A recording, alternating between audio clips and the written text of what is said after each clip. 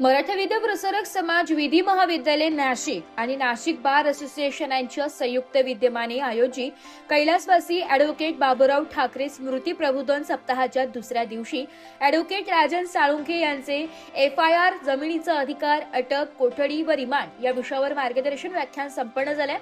समाज दिनानिमित्त 19 ते 25 ऑगस्ट दरम्यान आयोजित या प्रबोधन सप्ताहात विधी विद्यार्थ्यांना फौजदारी कायदा, न्यायालयीन प्रक्रिया तसेच खटल्याच्या विविध टप्प्यांबाबत तज्ज्ञांकडून मार्गदर्शन मिळत आहे।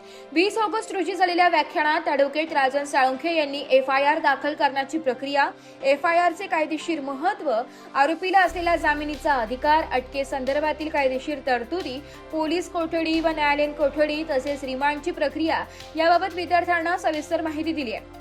फौजदारी प्रकरणांमध्ये FIR पासून पुढे सुरू होणाऱ्या न्यायालयीन प्रक्रियेतील प्रत्येक टप्पा विधी विद्यार्थ्यांनी समजून घेणे आवश्यक असल्याचे अॅडव्होकेट साळुंखे यांनी स्पष्ट केले।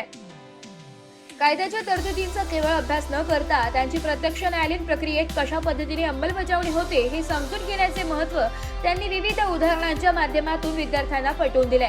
विद्यार्थ्यांनी विचारलेल्या प्रश्नांना त्यांनी सविस्तर उत्तरे देत संवादात्मक पद्धतीने मार्गदर्शन केले।